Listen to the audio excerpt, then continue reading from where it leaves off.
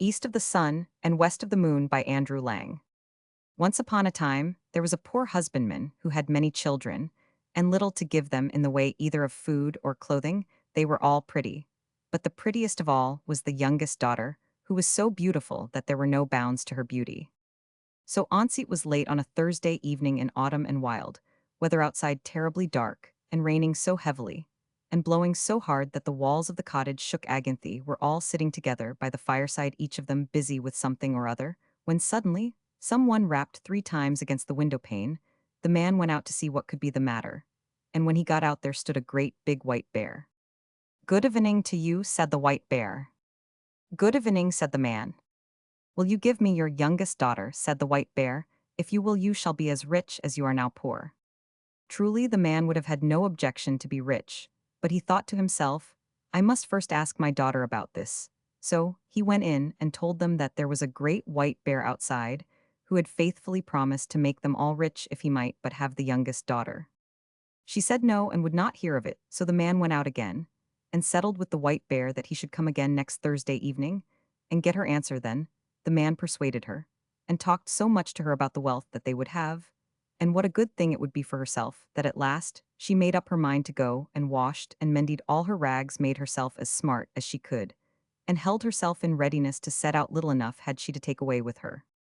Next Thursday evening, the white bear came to fetch her. She seated herself on his back with her bundle, and thus they departed. When they had gone a great part of the way, the white bear said, "Are you afraid?" "No, that I am not," said she. "Keep tight hold of my fur, and then there is no danger," said he. And thus she rode far, far away until they came to a great mountain.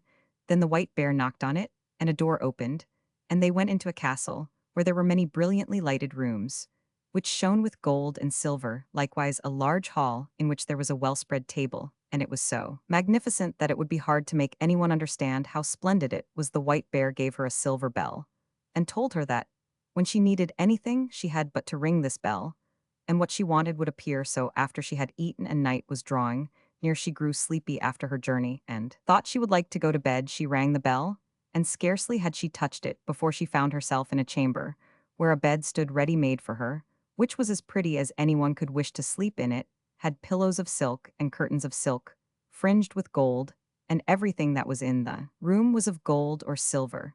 But when she had lain down and put out the light, a man came and lay down beside her. And behold, it was the white bear, who cast off the form of a beast during the night. She never saw him, however, for he always came, after she had put out her light, and went away before daylight appeared. So all went well and happily for a time, but then she began to be very sad and sorrowful, for all day long she had to go about alone, and she did so wish to go home to her father and mother and brothers and sisters. Then the white bear asked what it was that she wanted, and she told him that it was so dull there in the mountain, and that she had to go about all alone, and that in her parents' house at home there were all her brothers and sisters, and it was because she could not go to them that she was so sorrowful.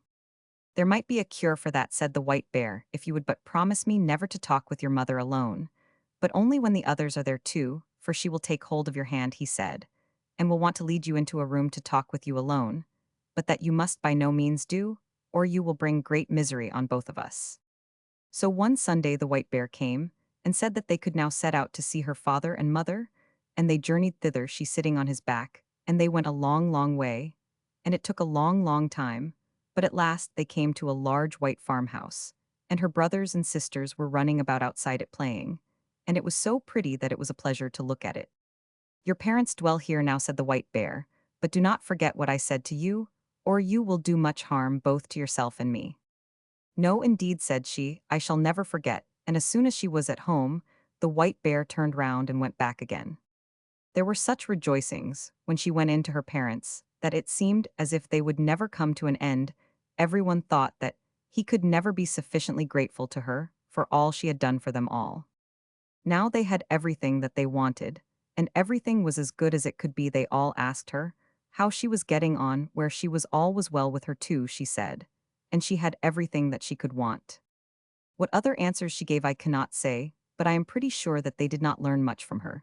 But in the afternoon, after they had dined at midday, all happened just as the white bear had said. Her mother wanted to talk with her alone in her own chamber, but she remembered what the white bear had said, and would on no account go. "What we have to say can be said at any time," She answered, but somehow or other her mother at last persuaded her, and she was forced to tell the whole story, so she told how every night a man came and lay down beside her, when the lights were all put out, and how she never saw him, because he always went away before it grew light in the morning, and how she continually went about in sadness, thinking how happy she would be if she could but see him, and how all day long she had to go about alone. And it was so dull and solitary. Oh, cried the mother in horror, you are very likely sleeping with a troll. But I will teach you a way to see him. You shall have a bit of one of my candles, which you can take away with you hidden in your breast. Look at him, with that when he is asleep. But take care not to let any tallow drop upon him. So she took the candle and hid it in her breast, and when evening drew near, the white bear came to fetch her away. When they had gone some distance on their way, the white bear asked her if everything had not happened just as he had foretold, and she could not but own that it had. Then, if you have done what your mother wished, said he, you have brought great misery on both of us. No, she said, I have not done anything at all. So, when she had reached home and had gone to bed, it was just the same as it had been before. And a man came and lay down beside her, and late at night, when she could hear that he was sleeping, she got up and kindled a light, lit her candle, let her light shine on him, and saw him, and he was the handsomest prince that eyes had ever beheld. And she loved him so much that it seemed to her that she must die if she did not kiss him that very moment. So she did kiss him, but while she was doing it, she let 3 drops of hot tallow fall upon his shirt. And he awoke. What have you done now? Said he. You have brought misery on both of us. If you had but held out for the space of 1 year, I should have been free. I have a stepmother who has bewitched me so that I am a white bear by day and a man by night, but now all is at an end between you and me, and I must leave you and go to her. She lives in a castle which lies east of the sun and west of the moon, and there too is a princess with a nose which is 3 ells long, and she now is the one whom I must marry. She wept and lamented, but all in vain. For go he must. Then she asked him if she could not go with him. But no, that could not be. Can you tell me the way then? And I will seek youth that I may surely be allowed to do. Yes, you may do that, said he, but there is no way thither. It lies east of the sun and west of the moon, and never would you find your way there. When she awoke in the morning, both the prince and the castle were gone, and she was lying on a small green patch in the midst of a dark thick wood. By her side lay the selfsame bundle of rags which she had brought with her from her own home. So when she had rubbed the sleep out of her eyes, and wept till she was weary, she set out on her way, and thus she walked for many and many a long day, until at last she came to a great mountain. Outside it, an aged woman was sitting playing with a golden apple. The girl asked her if she knew the way to the prince who lived with his stepmother in the castle, which lay east of the sun and west of the moon, and who was to marry a princess with a nose which was 3 ells long. How do you happen to know about him? Inquired the old woman. Maybe you are she who ought to have had him. Yes, indeed I am, she said. So, it is you then, said the old woman. I know nothing about him, but that he dwells in a castle which is east of the sun and west of the moon. You will be a long time in getting to it, if ever you get to it at all, but you shall have the loan of my horse, and then you can ride on it to an old woman who is a neighbor of mine. Perhaps she can tell you about him when you have got there. You must just strike the horse beneath the left ear and bid it go home again, but you may take the golden apple with you. So the girl seated herself on the horse and rode for a long, long way, and at last she came to the mountain, where an aged woman was sitting outside with a gold carding comb. The girl asked her if she knew the way to the castle, which lay east of the sun and west of the moon. But she said what the first old woman had said. I know nothing about it, but that it is east of the sun and west of the moon, and that you will be a long time in getting to it, if ever you get there at all, but you shall have the loan of my horse to an old woman who lives the nearest to me. Perhaps she may know where the castle is, and when you have got to her, you may just strike the horse beneath the left ear and bid it go home again. Then she gave her the gold carding comb, for it might perhaps be of use to her, she said. So the girl seated herself on the horse and rode a wearisome long way onward again, and after a very long time she came to a great mountain, where an aged woman was sitting spinning at a golden spinning wheel. Of this woman too she inquired if she knew the way to the prince, and where to find the castle which lay east of the sun and west of the moon. But it was only the same thing once again. Maybe it was you who should have had the prince, said the old woman. Yes, indeed, I should have been the one, said the girl. But this old crone knew the way no better than the other. It was east of the sun and west of the moon. She knew that, and you will be a long time in getting to it, if ever you get to it at all, she said, but you may have the loan of my horse. And I think you had better ride to the east wind and ask him. Perhaps he may know where the castle is, and will blow you thither. But when you have got to him, you must just strike the horse beneath the left ear, and he will come home again, and then she gave her the golden spinning wheel, saying, "Perhaps you may find that you have a use for it." The girl had to ride for a great many days, and for a long and wearisome time before she got there. But at last she did arrive, and then she asked the east wind if he could tell her the way to the prince who dwelt east of the sun and west of the moon. "Well," said the east wind, "I have heard tell of the prince and of his castle, but I do not know the way to it, for I have never blown so far. But if you like, I will go with you to my brother, the west wind. He may know that, for he is much stronger than I am. You may sit on my back, and then I can carry you there." So she seated herself on his back, and they did go so swiftly when they got there. The east wind went in and said that the girl whom he had brought was the one who ought to have had the prince up at the castle, which lay east of the sun and west of the moon, and that now she was traveling about to find him again, so he had come there with her, and would like to hear if the west wind knew. "Where about the castle was no," said the west wind, "so far as that have I never blown. But if you like, I will go with you to the south wind, for he is much stronger than either of us, and he has roamed far and wide, and perhaps he can tell you what you want to know. You may seat yourself on my back, and then I will carry you to him." So she did this, and journeyed to the south wind. Neither was she very long on the way when they had got there. The west wind asked him if he could tell her the way to the castle that lay east of the sun and west of the moon, for she was the girl who ought to marry the prince who lived there. "Oh, indeed," said the south wind, "is that she well," said he. "I have wandered about a great deal in my time, and in all kinds of places, but I have never blown so far as that. If you like, however, I will go with you to my brother, the north wind. He is the oldest and strongest of all of us, and if he does not know where it is, no one in the whole world will be able to tell you. You may sit upon my back, and then I will carry you there." So she seated herself on his back, and off he went from his house in great haste, and they were not long on the way when they came near the north wind's dwelling. He was so wild and frantic that they felt cold gusts a long while before they got there. "What do you want?" he roared out from afar, and they froze as they heard. Said the south wind, "It is I, and this is she who should have had the prince who lives in the castle, which lies east of the sun and west of the moon. And now she wishes to ask you if you have ever been there, and can tell her the way, for she would gladly find him again." "Yes," said the north wind, "I know where it is. I once blew an aspen leaf there, but I was so tired that for many days afterward I was not able to blow at all. However, if you really are anxious to go there, and are not afraid to go with me, I will take you on my back and try if I can blow you there." "Get there I must," said she, "and if there is any way of going I will, and I have no fear no matter how fast you go." "Very well then," said the north wind, "but you must sleep here tonight, for if we are ever to get there, we must have the day before us."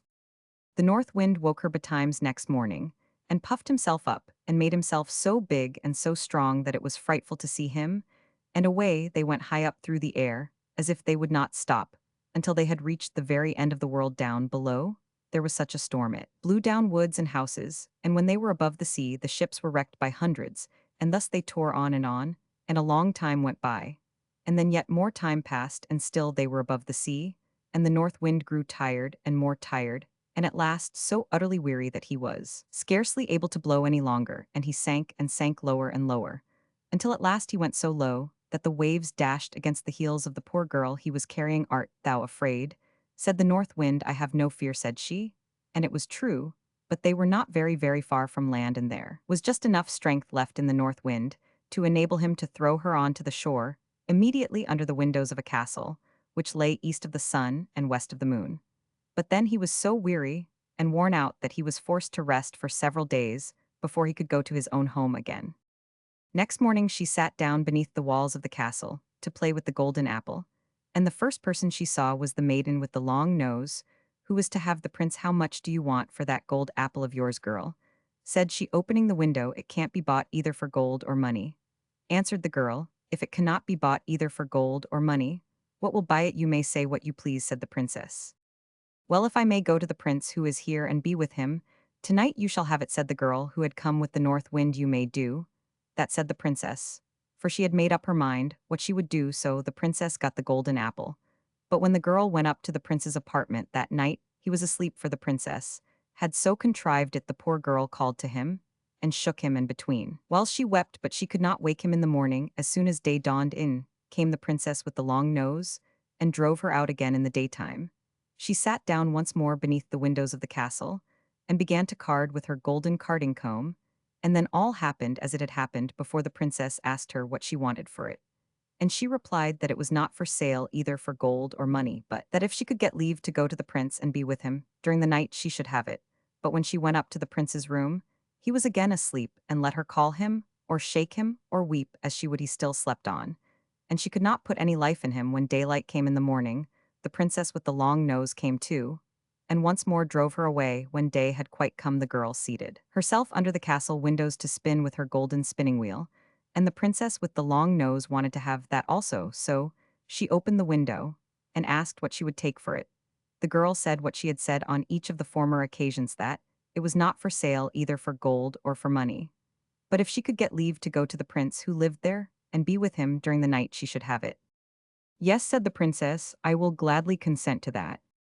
But in that place there were some Christian folk who had been carried off, and they had been sitting in the chamber which was next to that of the prince, and had heard how a woman had been in there, who had wept and called on him 2 nights running, and they told the prince of this. So that evening, when the princess came once more with her sleeping drink, he pretended to drink, but threw it away behind him, for he suspected that it was a sleeping drink. So when the girl went into the prince's room, this time he was awake, and she had to tell him how she had come there. You have come just in time, said the prince, for I should have been married tomorrow, but I will not have. The long-nosed princess, and you alone can save me. I will say that I want to see what my bride can do, and bid her wash the shirt, which has the 3 drops of tallow on it. This she will consent to do, for she does not know that it is you who let them fall on it, but no one can wash them out but one born of Christian folk. It cannot be done by one of a pack of trolls, and then I will say that no one shall ever be my bride, but the woman who can do this, and I know that you can. There was great joy and gladness between them all that night. But the next day, when the wedding was to take place, the prince said, I must see what my bride can do. That you may do, said the stepmother.